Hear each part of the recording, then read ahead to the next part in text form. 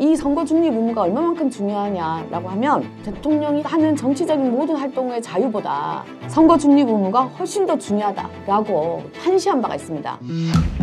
법대로 하자! 안녕하세요. 법대로 하자 김은진입니다.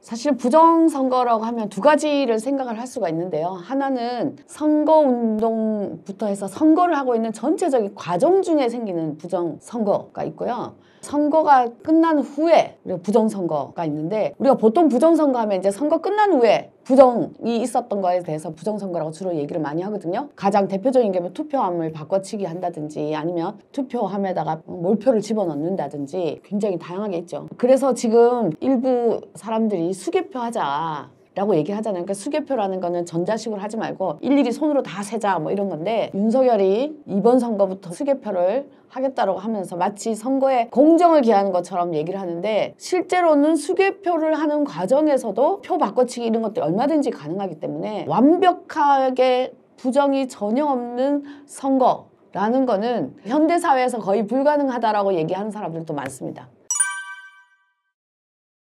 과거로 거슬러 올라가면 우리가 가장 잘 알고 있는 거죠. 1960년에 3.15 부정선거, 이승만이 했던 3.15 부정선거가 4.19 혁명을 불러일으켰고요. 1967년 6월 8일 날 이 6.8 부정선거라고 하는데, 이게 국회의원 선거인데 이 당시에 박정희가 장관들 내려보면서 엄청나게 많은 선심성 공약을 한 거예요. 해서 박정희가 자기가 속한 정당이 유리하게 하기 위해서 하고, 당시에 막걸리 선거다, 고무신 선거다 뭐 이런 얘기들도 막 나왔었죠. 그리고 이때 6.8 부정선거에 대해서 항의가 굉장히 심해지면서 사실 우리나라는 본격적인 종북몰이를 하는 공안정국의 시대로 들어섰다라고 사람들이 얘기를 합니다. 우리나라가 관건선거에서의 역사가 오래됐고, 그 역사를 하나하나 국민들이 항쟁을 통해서 바로잡아 왔던 거죠. 2024년 지금 이런 것이 다시 등장을 하게 됐다라는 걸로 봤을 때 역사가 50년 전, 70년 전으로 되돌아간다라는 얘기를 안 할 수가 없는 거죠.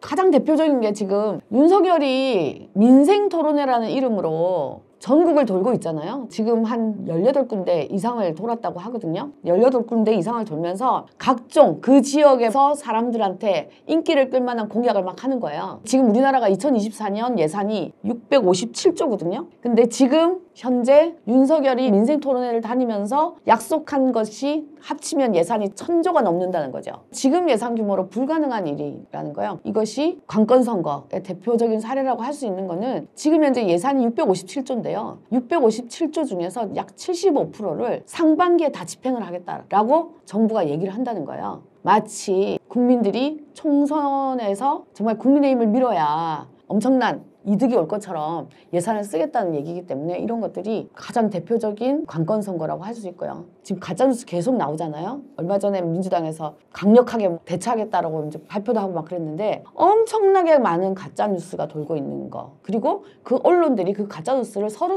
퍼나르게 하면서 국민의힘에게 일방적으로 유리하게, 다른 당에게는 일방적으로 불리하게 홍보를 하는 것도 가장 대표적인 부정선거이고 관건선거인 거죠.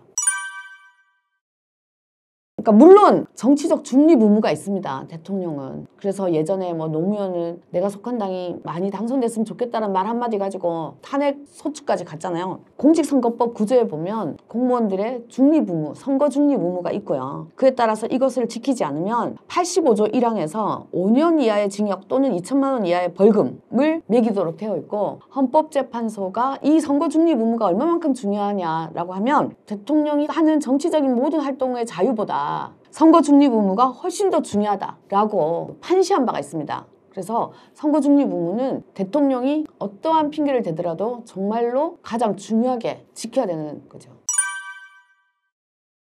사실 공권력과 선관위가 선거운동 방해를 하는 거는 공직선거법에 법조문으로 그대로 돼 있습니다. 237조에서 선거의 자유 방해죄 라고 해서 후보자, 그 다음에 후보자를 뭐 수행하는 사람들, 후보자가 되려는 사람들까지 전부 다 포함해서 폭행을 하거나 협박을 하거나 불법 체포를 하거나 감금을 하거나 선거운동용품 물품을 탈취를 하거나 라고 했을 때는 10년 이하의 징역 또는 500만 원 이상 3천만 원 이하의 벌금을 물게 돼 있고요. 특히나 경찰이 이러한 행위를 했을 때는 10년 이하의 징역과 5년 이하의 자격정지를 처하도록 정하고 있습니다. 거기다가 더해서 239조에 보면 직권남용에 의한 선거자유방해죄가 있는데요. 선관위 직원들이나 공권력들이 자기가 선거와 관련돼서 권한이 있다라는 이유만으로 그 직권을 넘어서서 선거 자유를 방해했을 경우에는 7년 이하의 징역에 처하게 돼 있고요. 용산에서 지금 벌써 한 2주째 국민주권당의 구산화 후보가 경찰들에게 폭행당하고 협박받고 선거운동 물품들을 뺏기고 파괴하고 막 이렇게 하잖아요. 사실 이거는 237조에서 2항에 나오는 경찰이 선거 방해하는 거고요. 특히나 239조에 나와 있는 정당한 사유 없이 후보자를 미행하는 거나 마찬가지인 범죄인 거죠.